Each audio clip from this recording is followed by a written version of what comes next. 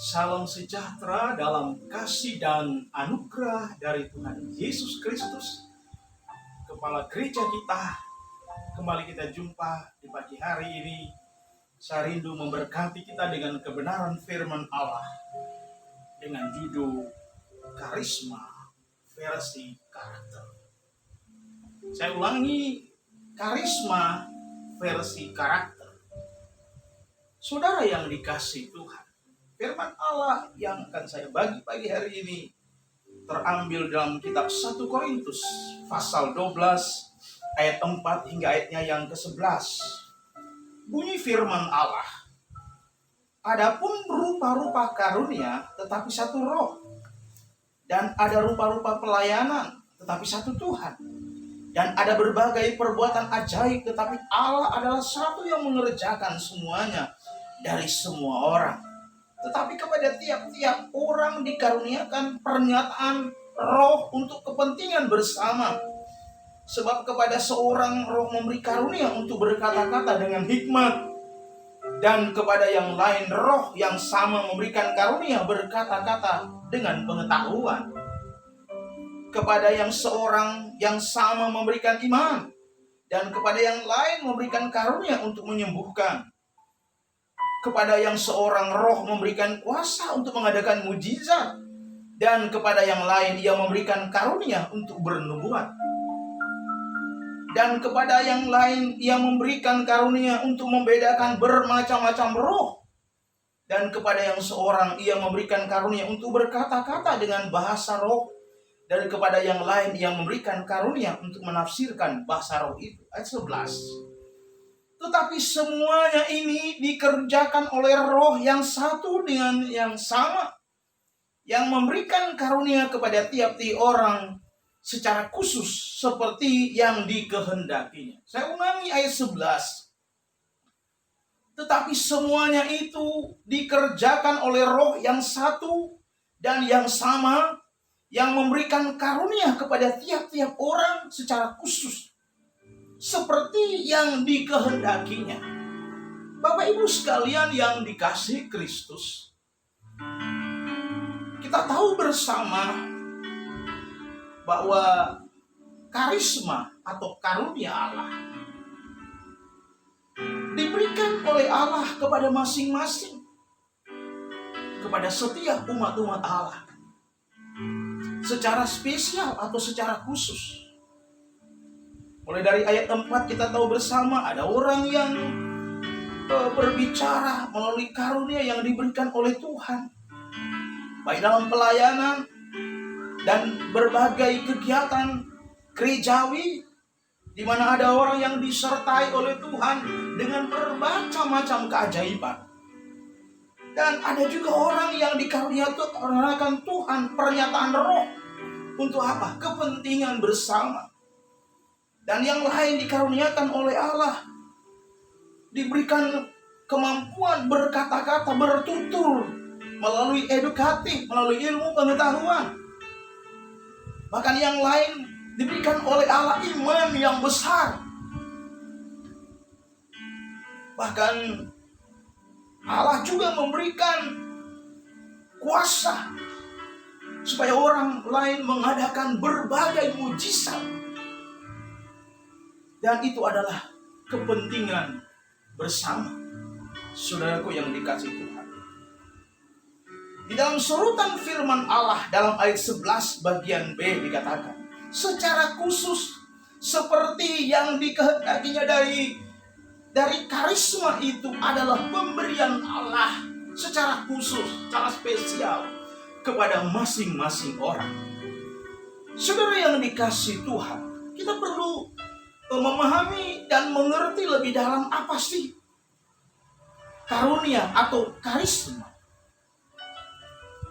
Karisma dan karakter adalah dua hal yang sangat penting yang dibutuhkan oleh gereja di dalam eksistensinya. Sejak dari awal sampai di zaman anugerah ini, dua hal ini, baik itu karisma maupun karakter, sangat penting bagi gereja, saudaraku yang dikasihi Tuhan. Perhatikan, Dikatakan bahwa karisma adalah kemampuan atau keahlian yang hebat dan biasanya tidak diperoleh melalui belajar atau melalui edukatif atau melalui jalur pendidikan, namun diperoleh dari faktor keturunan, faktor genetika, atau pembawaan sejak lahir yang merupakan karunia Allah. Seperti 1 Korintus pasal 12 tadi ayat 11. Tiap-tiap orang diberikan oleh Allah karunia secara khusus, tetapi sesuai yang dikehendaki dari Allah. Jadi karunia yang diberikan oleh Allah kepada setiap masing-masing adalah tujuannya adalah memuliakan Allah. Saudara yang dikasihi Tuhan, kita tahu bersama dalam sorotan kitab suci yang saya sampaikan pada pagi hari ini, bagaimana seorang yang dikaruniakan Tuhan hikmat dan akal budi dan kebijaksanaan. Kita tahu bahwa sosok yang namanya Salomo, seorang raja Israel, saudara, tidak ada secerdas Raja Salomo melewati raja-raja sebelumnya. Tidak ada, dikatakan oleh kitab suci. Dia diberikan karunia oleh Allah, hikmat untuk membedakan mana yang dari Allah dan yang bukan dari Allah. Sekali peristiwa kita berkata, Salomo itu menghadapi satu masalah dari kedua perempuan yang sedang barusan melahirkan. Kedua perempuan itu, saudaraku,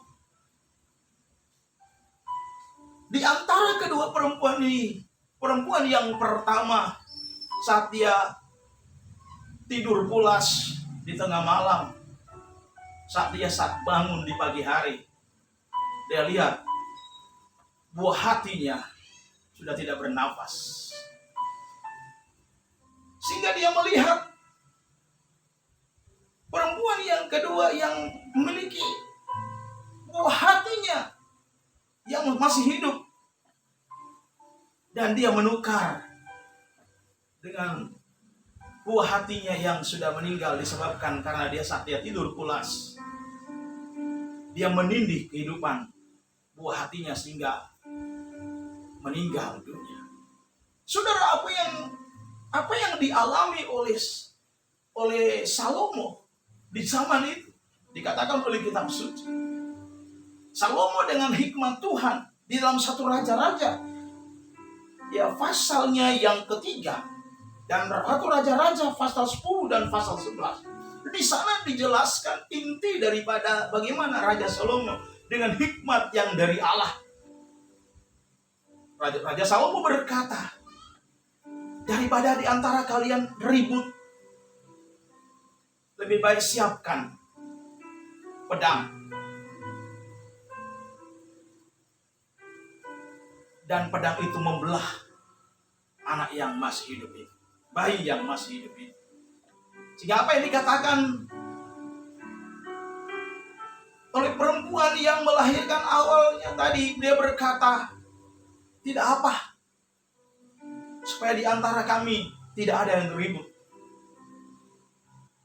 Tapi perempuan yang kedua berkata, jangan Tuan Raja, biarkanlah dia hidup.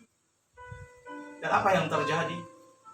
Raja langsung berkata, perempuan yang kedua yang meminta biarkan dia hidup, itulah bayinya sendiri. Saudara, betapa hikmat Tuhan diberikan oleh Tuhan kepada Salomo melalui karisma yang diberikan oleh Tuhan yang tidak ada kepada raja-raja yang lain sebelum. Bahkan kita berkata, dia punya karisma, punya hikmat yang luar biasa. Dia bisa membangun bait Allah, mendatangkan semua peralatan bait Allah dari berbagai bangsa. Saudaraku, dia dipenuhi dengan kekayaan yang tidak ada kekayaan yang sehebat Salomo di zaman itu. Sehingga sekali peristiwa, dia dikunjungi oleh Ratu Sheba. Kelemahan Raja Salomo adalah dia membongkar rahasia kerajaan.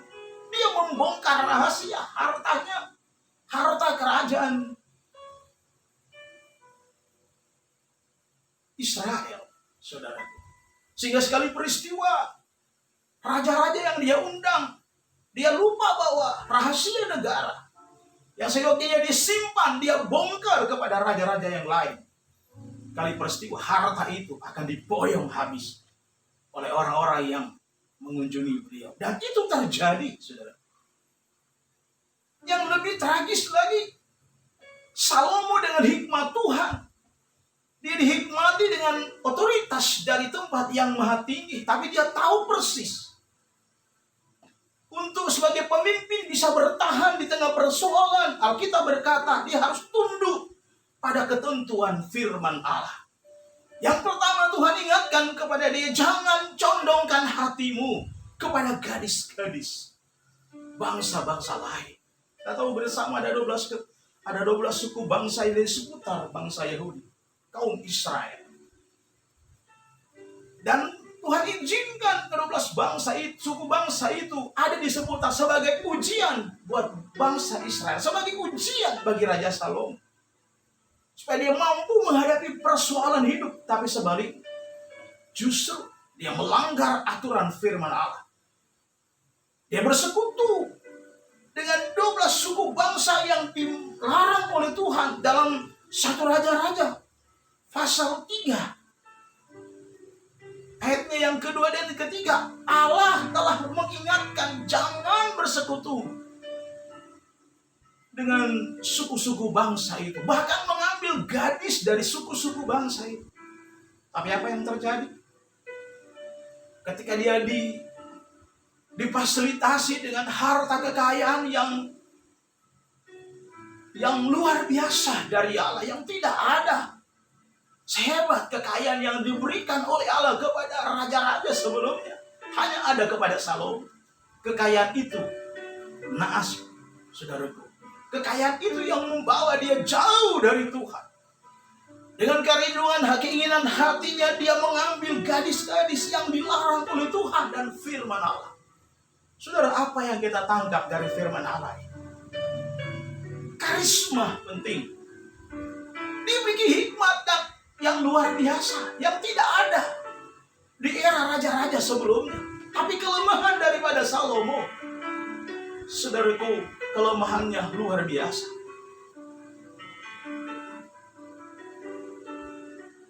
Dia bersekutu dengan bangsa-bangsa yang dilarang oleh Tuhan untuk bersekutu. Sebab Tuhan tahu bahwa kehidupan Salomo rentah dengan soal pergaulan, dengan soal pergumulan. Dia memiliki pergumulan yang sangat berat. Saudaraku, dia tergoda oleh wanita-wanita dari berbagai suku bangsa di zaman itu. Alkitab berkata, dia memiliki istri 300 orang. Bahkan 700 orang. Ada silir-silirnya, berarti 1000 orang. Mereka lah yang menyebabkan dia menjadi penyembah berhala. Dari awal menjadi penyembah Allah, tapi berakhir miris di hadapan Allah. Dia meninggalkan identitasnya sebagai umat Allah, sebagai hamba Allah yang dikasihi oleh Tuhan. Dia lupa firman dan pengajaran Allah, pengajaran ayahnya, Tuhan baginda Daud. Mengakibatkan Salomo jatuh dalam penyembahan berhala. Dia dipikat oleh wanita-wanita kafir. Saudaraku, karisma boleh, tapi tanpa dibarengi dengan karakter sia-sia adanya. Bukankah di depan mata kita banyak kita melihat orang yang difasilitasi dengan kemampuan lebih, diawali dengan roh, berakhir dengan daging. Saudaraku, firman Allah berkata bahwa karisma itu adalah kemampuan dan keahlian dari seseorang sejak lahir.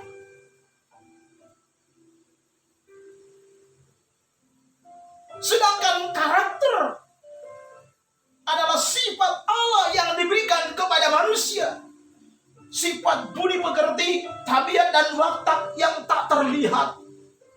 Kualitas nilai yang sesungguhnya dari manusia dapat lihat dari hasil proses pembentukan manusia batini. Dalam Kejadian pasal 1 ayat 26 bagian B. Karisma membuat kita populer, sedangkan gereja membutuhkan keseimbangan antara karisma dan karakter. Itulah sifat Allah. Saudara yang dikasihi Tuhan, firman Allah mengingatkan kepada kita harus jaga karisma yang diberikan oleh Allah dalam kehidupan kita. Alkitab berkata dalam kitab Roma pasal 11 ayat 29, kasih karunia yang Allah berikan kepada kita umat Allah, kasih karunia yang diberikan Allah kepada kita hamba Allah, Dia tidak pernah mengingat. Ketika Dia beri kasih karunia, itulah pemberian Allah secara cuma-cuma untuk memfasilitasi umat manusia. Tuhan tidak mengingat ketika Dia beri kasih karunia. Yang menjadi persoalan kalau kasih karunia itu disalahgunakan. Karena itu, Bapak Ibu Saudara yang dikasihi Tuhan, kita belajar karisma dan karakter ada dua hal yang saling seiringnya untuk menolong gereja mampu bertahan di tengah-tengah badai. Inilah kebenaran firman Allah yang kami sampaikan pada pagi hari. Kiranya Tuhan memberkati kita semua. Mari kita tunduk kepala, kita berdoa. Bapa surgawi, dalam nama Tuhan Yesus Kristus Juru Selamat kami telah mendengar kebenaran firman Allah dari hal karisma dan karakter. Kami tahu karisma adalah pemberian Allah untuk memfasilitasi umat-umat Allah secara spesial. Semua itu kegunaan adalah untuk hormat kemuliaan bagi Tuhan semata-mata. Dan kami juga percaya karakter adalah wibawa yang dari Allah berikan kepada manusia, mendampingi karisma, supaya kami karisma tidak kecolongan, tapi seimbang dengan karakter yang diberikan oleh watak daripada seorang itu adalah watak ilahi. Biarlah dalam kehidupan kami hamba-hamba Allah memiliki watak ilahi, umat-umat Allah memiliki karakter ilahi. Terima kasih Bapa. Sempurnakan kebenaran firman Allah ini. Di dalam nama Tuhan kami Yesus Kristus kami berdoa dan mengucap syukur. Haleluya, haleluya. Amin. Tuhan memberkati kita semua pagi hari ini. Haleluya, amin.